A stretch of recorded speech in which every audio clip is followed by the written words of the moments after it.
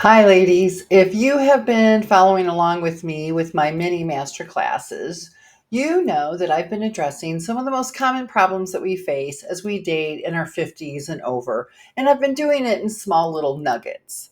So today, I want to talk about the pain of not doing the right things because maybe you don't know what to do so you can date successfully. And also, I want to talk about the pain of not doing anything at all because you might almost feel paralyzed. And those are two really important issues. You know what it's like. You are yearning for that romantic love in your life because you don't like the feeling you have when it's missing. And that's what you're feeling right now. I think we can all relate to that. I know I can. I mean, you have a great life. You've built a beautiful life. You're busy with your family and your friends. But isn't it interesting how romantic love just fills those little crevices in your heart that nothing else can? And there's simply a part of your life that feels a little empty without it. For me, it feels like I'm always waiting for something. So, this empty heart feeling also impacts you when you're dating, but not meeting the right kind of men. Like you're not meeting the guys you connect with. I mean, and I get that, right? You're at a point where you're tired of doing everything alone. You want someone special in your life who thinks you're someone special too, right? So, how do we all get there? Well, if you don't know me already, my name is Michelle Burkhart. I am a dating coach for smart, successful, independent women who are 50 and over, who've created a beautiful life for themselves. And they know now that they really need to embrace a more sophisticated dating style if they want to attract high quality men to share it with. You can't keep doing the same stuff. So, I'm single too. I don't know if you know that, but I am single too. And I've got a very personal understanding of what you're feeling. I especially felt this the first 2 years I was dating. Now, by the time I got divorced, I was already feeling really alone. My husband was an alcoholic and spent the last several years of our marriage passed out on the couch. So even though we were still living together, I was really alone most of the time. And I was ready to meet somebody special who thought I was special too. I mean, I was incredibly ready. I'm not going to lie. But that didn't happen. And it didn't happen, and it didn't happen, and then it didn't happen some more. And I really couldn't figure out what I was doing wrong. So after about 2 years, well, then the universe all sort of collided.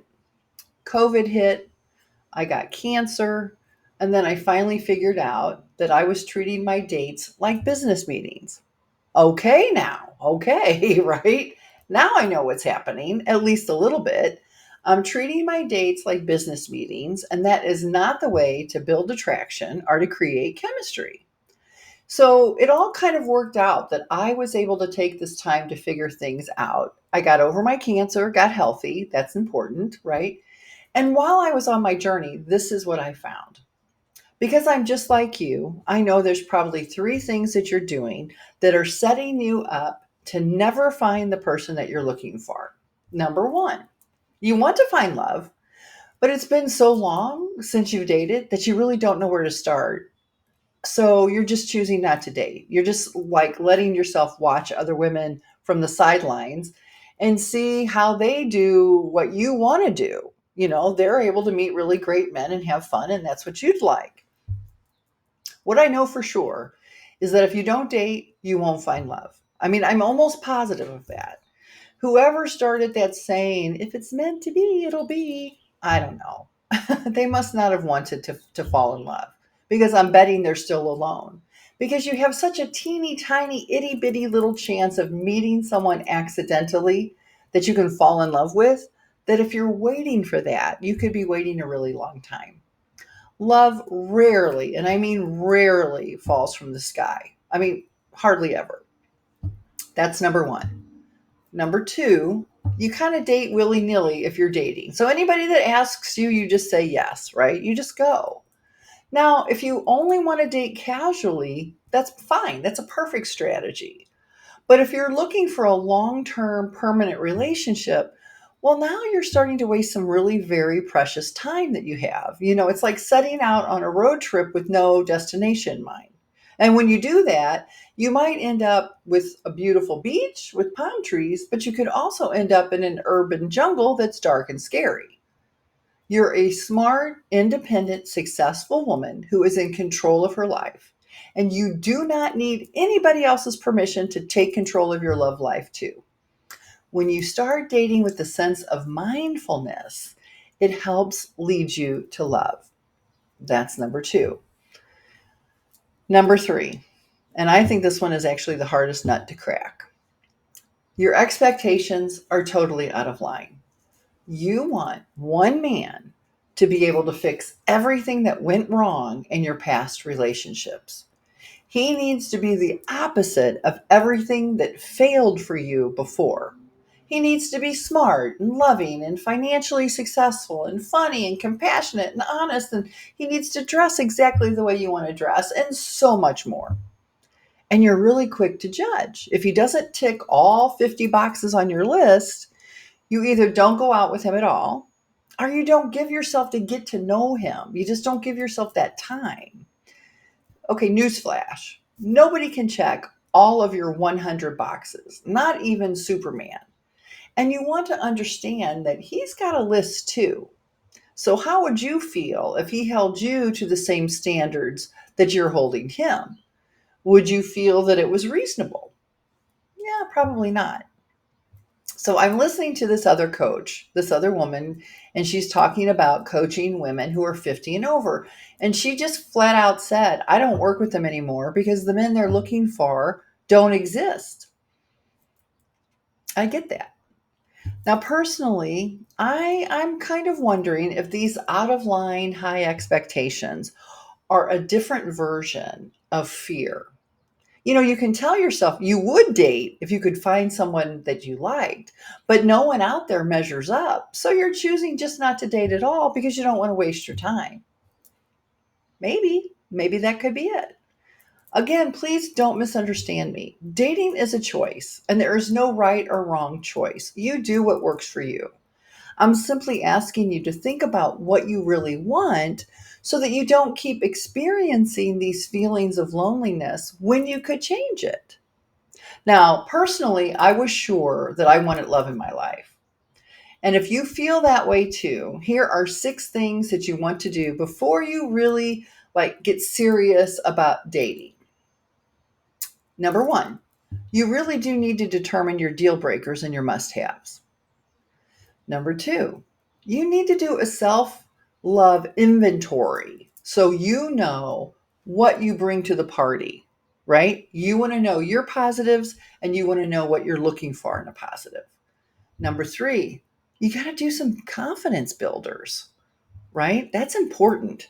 Number 4, you got to decide, are you going to date online or not? Number 5, get yourself looking good, right? Because when you look good, you feel good. Get a new dress, get a new haircut, buy something pretty.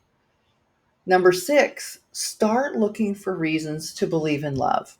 You find what you're looking for, good, bad, or indifferent.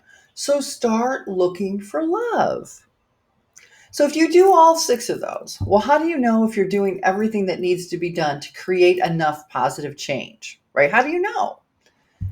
Well, in this case, it's pretty simple, because if you're still stuck where you were, you haven't done enough transformation.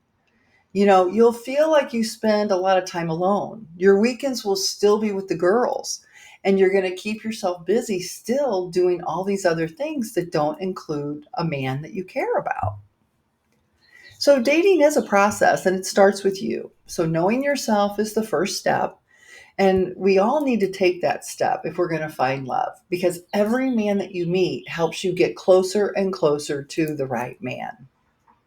I always tell my clients, you focus on the good guys and then you let the duds, those are your flybys. They just fly by right on past you and then keep on going. There is absolutely love out there for everybody. There is a top for every pot. And I truly, truly believe that. You just need to know what you need to know in order to find it. So this year, 2024, I really felt like I was ready to find someone special. I felt like I had done the inner work. I had let go of the past. I had already started losing weight last year. I made a conscious decision that I was going to find somebody in this year, right? My problem was I wasn't really meeting anybody who I felt anything for. So let me tell you what happened. This is kind of crazy. In January, I met a man who met some of my basic things I was looking for. He could adult well. He was fun. He was smart. We both felt some attraction. I was excited because I felt like he was pretty close to who I was looking for. The problem with him was that I wasn't physically what he was looking for. He wanted someone thinner. I'm not thinner yet. So I moved on, right? Yeah, that one was a pinch. I'm not going to lie. So in February, I met a man who was an even better fit for me on the outside. He was also smart and funny. He could also adult well. He was well dressed. He dressed like a grown up. I liked that. He was even closer to the man I was looking for. Now, unfortunately, with him, he never wanted to talk on the phone unless there was an emergency. And I thought that was going to make it harder to get to know him. So I just kind of ended that one because I didn't feel like we were a fit. Then in early April, just a few weeks ago, bam, I meet this guy who is almost scary what I'm looking for. And we are both having such a blast getting to know each other. It almost feels like the first two men that I met were primers for him. I mean, it's like I could feel myself just getting closer and closer and closer to the guy that I needed to meet. When I met John, now that's not his real name, he is uber smart. He's funny. He's communicative. He adults really well. He treats me like a queen. He's attentive. He dresses like an adult. He's positive, and I can go on and on and on. Now, I am really glad that I met him now because if I had met him earlier, I'm not sure that it would have been as much of a fit. Finding love is no different than setting any other type of goal. Just like an athlete, you need to be willing to try different things. You need to be willing to change things that need to be changed. And you need to be willing to grow in new ways. Staying the same will not give you different results. So, if you want to go more in depth about finding love at this stage of life, I'm getting ready to open enrollment for my exclusive Date Great Guys coaching program has got this really cool expanded training that is exclusive to this, and it's the secret language that creates chemistry, which I'm really excited about. So if you want the opportunity to learn more and experience my full-length Iron Tiara Masterclass that is coming soon, and that's titled How to Find Love Without Losing Yourself, I want you to click the link below so that you'll get on that wait list so that you can be one of the exclusive women to get notified when it's available. And it's coming soon, so you don't need to wait too long. But I know you're not going to want to miss it. I'm super excited that you were here. Thank you so much for sharing your time with me. And I hope you found this helpful. I really am looking forward to seeing you soon. And as always, in the meantime, I want you to keep your heart open and ready for love because you just never know where you'll find it. I will see you real soon. Thanks so much for joining me. Bye-bye.